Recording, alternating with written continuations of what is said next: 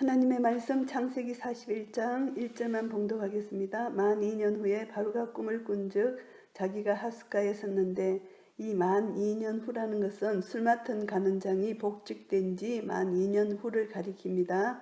이때까지 이 술 맡은 가는 장은 요셉을 기억지 않고 잊고 있었던 것입니다. 보니 아름답고 살찐 7 암소가 하수에서 올라와 갈밭에서 뜯어먹고 그 뒤에 또 흉악하고 파리한 다른 7 암소가 하수에서 올라와 그 소와 함께 하숫가에 섰더니 그 흉악하고 파리한 소가 그 아름답고 살찐 7 소를 먹은지라 바로가 꼭 깨었다가 이것을 보면은 아름답고 살찐 7 암소, 여기서 애굽에서는 수소는 농사하는 법을 발명하는 애굽의 주신들을 상징하고요. 암소는 월신, 달신입니다. 그래서 땅과 농사의 땅에서 나누잖아요. 그 소출을 상징하는 이 월신, 이렇게 표현합니다. 그래서 이 암소가 났다는 것은 농사와 연관되기 때문에 이런 꿈을 꾼 것이 당연한 꿈입니다. 그래서 아름답고 살찐 7 암소가 나왔고 또 흉악하고 파리한 소가 나와서 아름답고 살찐 7 소를 먹었습니다. 이 바로가 이 꿈을 꾸니까 꿈이 너무나 이상하고 생생한 꿈입니다. 그리고 다시 잠이 들었습니다. 두 번째 또 꿈을 꿉니다. 다시 잠이 들어 꿈을 꾸니 한 줄기에 무성하고 충실한 7 이삭이 나오고 그 후에 또 새약하고 동풍에 마른 7 이삭이 나오더니 그 새약한 7 이삭이 무성하고 충실한 7 이삭을 삼킨지라 바로가 깬 적 꿈이라. 이제 두 가지 꿈을 동시에 꾸니까 바로가 마음이 참 심란합니다. 마음이 번민했다고 8절에 나옵니다. 아침에 그 마음이 번민하여 보내어 애굽의 술객과 박사를 모두 불러 그들에게 그 꿈을 고하였으나 그것을 바로에게 해석하는 자가 없었더라. 해석을 할 수 없습니다. 꿈을 꾸지만 해석을 못하면 그 꿈이 무용지물이잖아요. 그래서 술객들은 이제 그 마술 같은 거, 이런 거 주술적인 것을 이용해서 그들이 꿈을 해몽하는 그런 일을 맡았고, 박사들은 이렇게 이제 애굽의 현인들이라고 불리는데 가학, 뭐 이런 해몽, 그리고 이제 또 예술 이런 부분에 능통해서 자기 지혜로 현인이라 그러잖아요.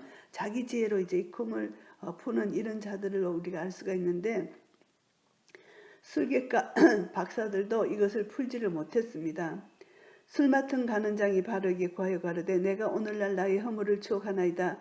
바로께서 종들에게 놓아서 나의 떡 굽는 가는 장을 시대장의 집에 가두셨을 때에 나와 그가 하룻밤에 꿈을 꾼 적 각기 징조가 있는 꿈이라.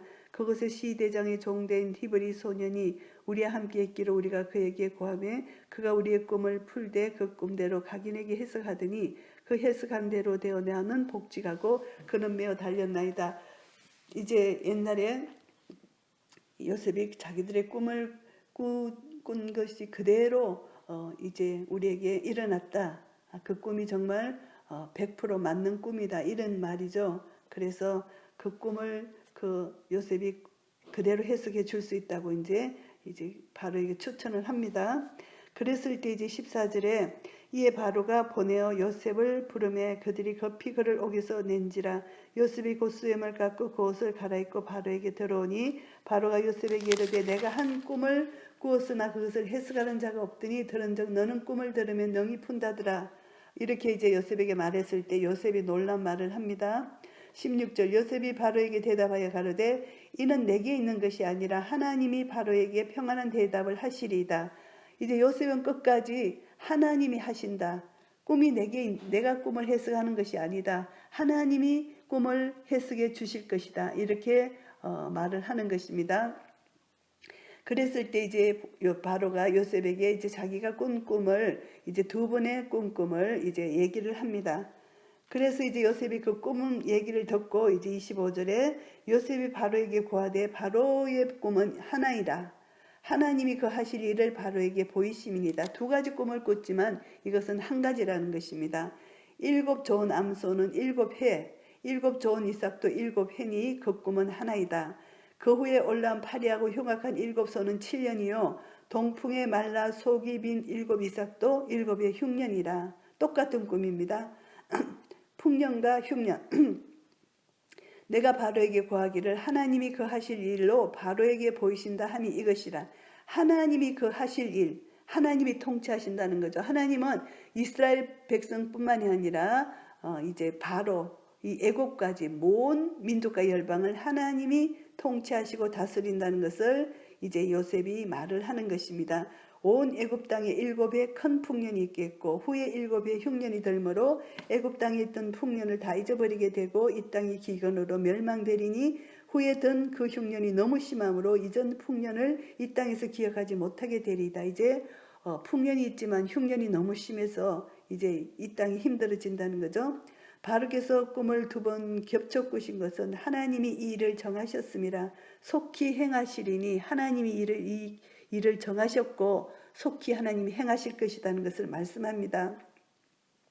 이제 바룩께서는 명철하고 지혜 있는 사람을 택하여 애굽 땅을 치리하게 하시고 바룩께서는 또 이같이 행하여 국중에 여러 관리를 두어 그 7의 풍년에 애굽 땅의 5분의 1을 거두되 이제 그 지혜로운 말로 이걸 꿈을 해석해 줄 뿐만이 아니라 어떻게 이것을 관리할 것인지를 지혜롭게 하나님이 주신 지혜로 다 이렇게 가르쳐 줍니다. 2 관리로 장차올 풍년의 모든 곡물을 거두고 그 곡물을 바로의 손에 돌려 양식을 위하여 각성에 적치하게 하소서. 이와 같이 이 곡물을 이 땅에 저장하여 애굽 땅에 임할 7의 흉년을 예비하시면 땅이 이 흉년을 인하여 멸망치 아니하리이다. 이렇게 이제 하나님의 신에 감동한 이 요셉의 말을 듣고 바로가 어떻게 자기 신앙을 자기 마음을 이제 고백하나 하면은 바로가 그 모든 신하와 이 일을 좋게 여긴지라. 38절이 중요합니다. 바로가 그 신하들에게 이르되 이와 같이 하나님의 신이 감동한 사람을 우리가 어찌 얻을 수 있으려 하고 바로 입으로 하나님의 신에 감동한 자라고 합니다. 이때 바로의 권세는 대단한 권세죠. 바로가 하는 말은 모든 말이 신적인 권위를 갖고 있잖아요. 자기가 신입니다. 그런데 하나님의 신이 감동됐다는 것을 하나님을 여기서 인정하는 것입니다. 바로가 하나님의 신이 감동한 사람 우리가 어찌 얻으리요. 그러나 이제 바로가 하나님이라고 이렇게 한 것은 바로는 하나님을 믿었다기보다 여기서 하나님을 유일신으로 참된 여호와 하나님을 신앙했다는 것보다 이제 요셉과 함께한 그 하나님은 정말 대단한 하나님이다. 그래서 여러 신들 가운데 특별히 뛰어난 능력을 지닌 한 신이다. 이렇게 이 정도로 생각하는 것이죠. 그러나 바로의 입에서 이런 말이 나왔다는 것은 대단하죠. 하나님의 신이 감동한 사람이다. 이렇게 자기 스스로 이것을 알게 되고 이것을 선포하게 되고 고백하게 되는 것입니다. 그래서 하나님의 신에 감동된 자, 하나님의 지혜와 총명을 가진 자, 이렇게 바로가 요셉을 인정하게 됩니다. 요셉에게 이르되 하나님이 이 모든 것을 내게 보이셨으니 너와 같이 명철하고 지혜 있는 자가 없도다. 하나님이 이렇게 보이셨다. 또 하나님을 여기서 또 언급합니다. 하나님이 네게 보이셨다. 이제 요셉이 한 말 그대로 믿는 것입니다. 네가 한 것이 아니고 너희 하나님이 했다는 것을 이제 인정하게 되는 거죠. 그래서 너와 같이 명철하고 지혜 있는 자가 없다. 정말 너희 하나님 대단하다. 너에게 이런 지혜와 명철을 주셨구나. 이런 뜻입니다. 너는 내 집을 치리하라. 내 백성이 다 내 명을 복종하리니 나는 너보다 높음이 보좌뿐이니라. 이제 이 요셉의 명철과 지혜를 보니까 이제 요셉에게 이 총리 일을 맡기면 이제 자기 나라에 유익이 있겠다. 이렇게 생각한 거죠. 그러니까 이제 요셉에게 이 애굽을 치리하도록 맡기는 것입니다.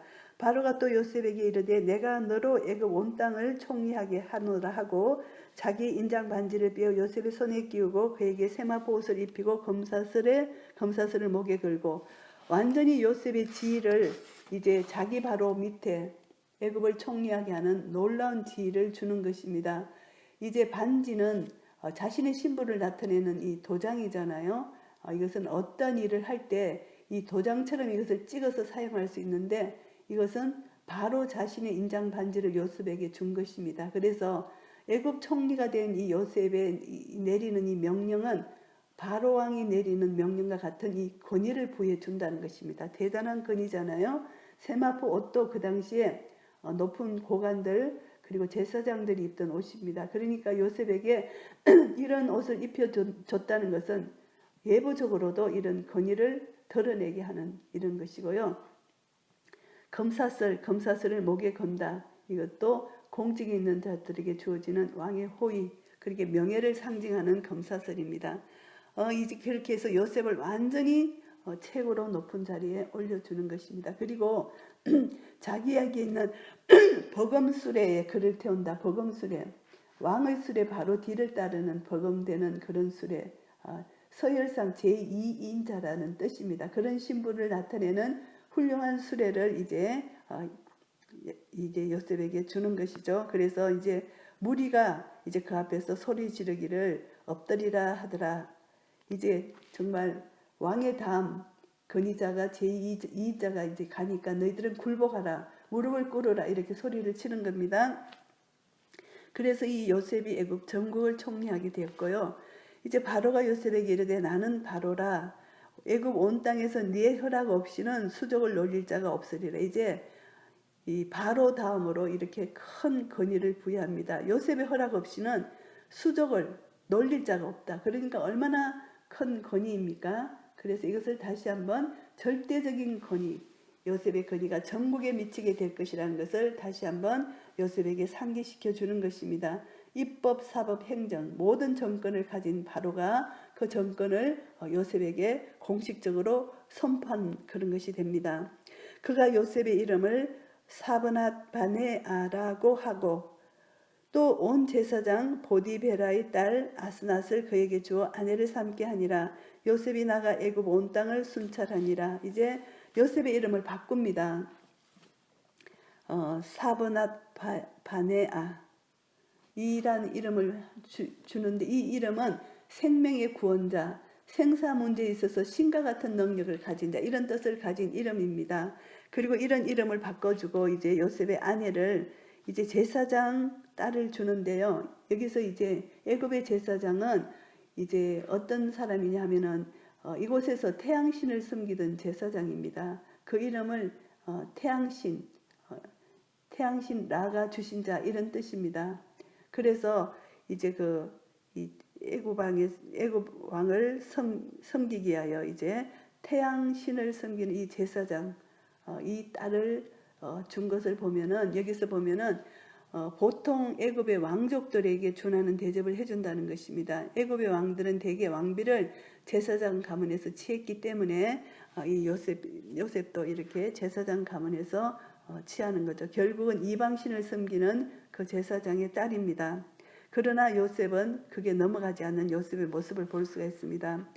46절에 요셉이 애굽 왕 바로 앞에 설 때에 30세라. 그가 바로 앞을 떠나 애굽 온 땅을 순찰하니 이제 요셉이 이제 국사를 수행하는 그런 장면입니다. 애굽 온 땅을 순찰합니다. 30세에 이제 총리가 된 거죠. 그러니까 17세의 노예로 잡혀와서 30세 13년 동안 고난을 당한 후에 이제 하나님의 때에 이렇게 높임을 받게 되는데요. 7회 풍년의 토지 소출이 심히 많은지라. 그래서 요셉이 애굽 땅에 있는 그 7년 공부를 거두어 각성에 저축하되 각성 주위의 밭에 공부를 그 성중에 저장하며 저장한 곡식이 바다 모래같이 심이 많아 세기를 거쳤으니 그 수가 한이 없음이었더라. 흉년이 들기 전에 요셉에게 두 아들을 낳되 그 곧 온 제사장 보디베라의 딸 아스낫이 그에게 낳은지라.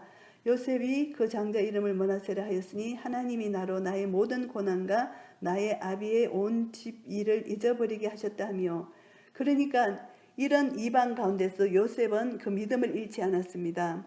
하나님께서 이 모든 고난을 아시고 이제 이 고난을 잊어버리게 하셨다, 보상해 주셨다는 것입니다. 그래서 므낫세 아들을 낳음으로 하나님께서 이 모든 고난을 보상해 주셨다, 이런 이름, 이 므낫세란 이름, 나의 모든 고난과 나의 아비의 온 집일을 잊어버리게 하셨다. 그래서 이제는 그 고난이 다 지나가고 이제 영광을 얻었다, 이런 얘기입니다. 그래서 하나님이 주신 이 첫 아들, 이것은 하나님의 주권적 섭리하에 관련시켜서 이 아들의 이름을 지었다는 것, 이것은 요셉의 믿음이 얼마나 훌륭한 믿음인지를 알 수 있고요. 그리고 이제 차자의 이름은 에브라임이라 하였으니 하나님이 나로 나의 수고한 땅에서 창성하게 하셨다 함이었더라. 에브라임 이름, 이것도 요셉의 신앙이 반영됩니다.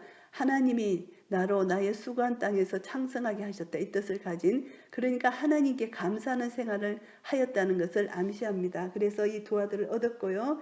애굽 땅에 7해 풍년이 그치고 이제 풍년이 그쳤습니다.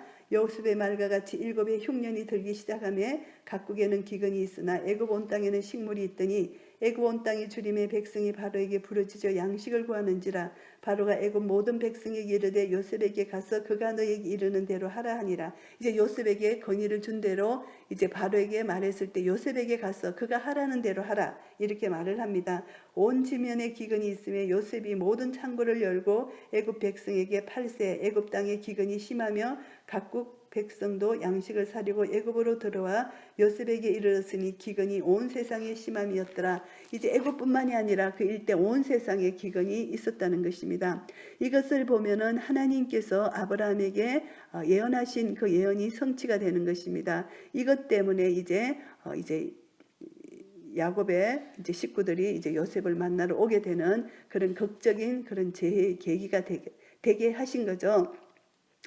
그래서 오늘 41장 말씀을 정리합니다. 이제 바로가 꿈을 꾸었고 이제 하나님께서 요셉에게 계획하셨던 뜻을 온전히 이루게 하시기 위해서 이제 바로가 꿈을 꾼 거죠. 그래서 이 바로의 꿈을 해석할 수 있는 길을 열어주는 한 간원장, 그 간원장의 이제 기억나게 하고 이제 그 술을 맡은 간원장이 이제 길을 열어주고 요셉을 이제 바로 왕에게 이제 소개하는 그런 내용입니다. 그래서 바로가 이제 요셉을 부르게 되고 요셉이 바로 앞에서 이제 꿈을 해석하는데 하나님이 지혜와 총명으로 해석하게 했다는 것을 이제 이 바로가 깨달아 알게 되고 그래서 바로의 입에서 이제 너의 하나님의 신이 감동한 사람, 하나님 이 모든 것을 하나님이 네게 하셨다 이렇게 바로의 입에서 이런 고백이 나옵니다.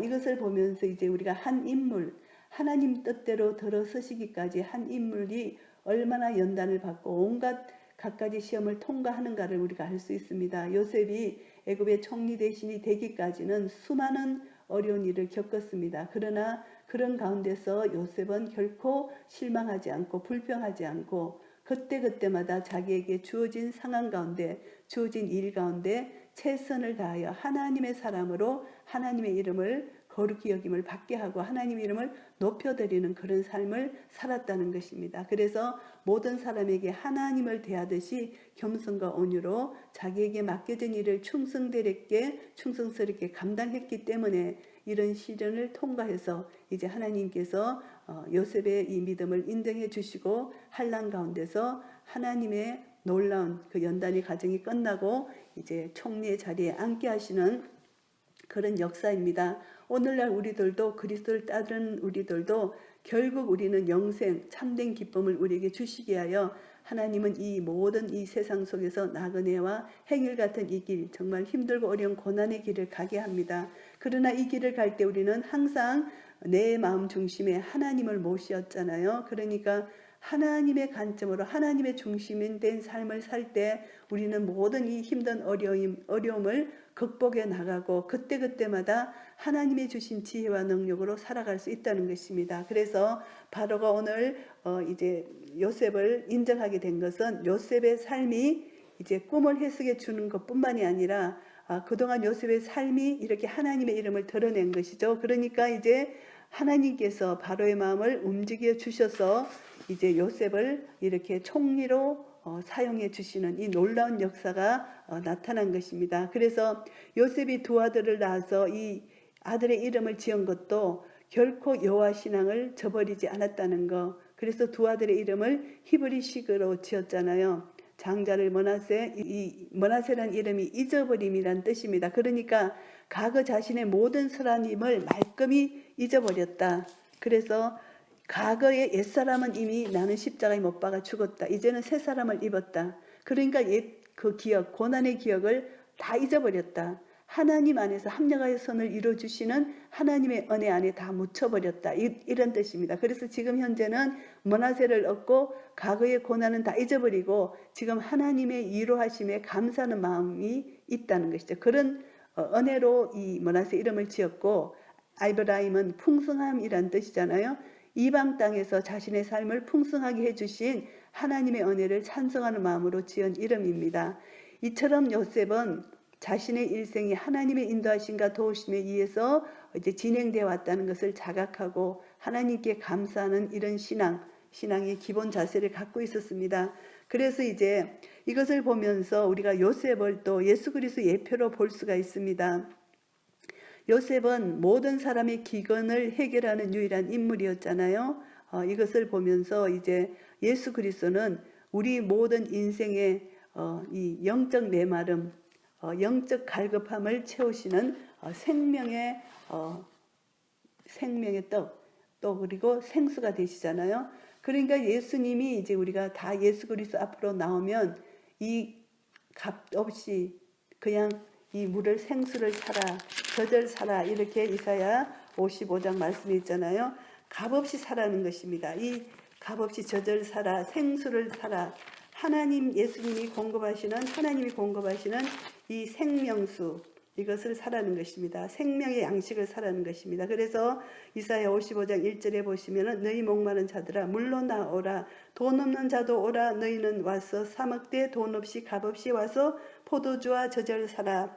너희가 어찌하여 양식 아닌 것을 위하여 언을 달아주며 배부르게 못할 것을 위하여 수고하느냐. 나를 청종하라. 그리하면 너희가 좋은 것을 먹을 것이며 너희 마음이 기름진 것으로 즐거움을 얻으리라. 이제 주님 앞에 나오면은 양식을 얻고 생수를 얻을 수 있다.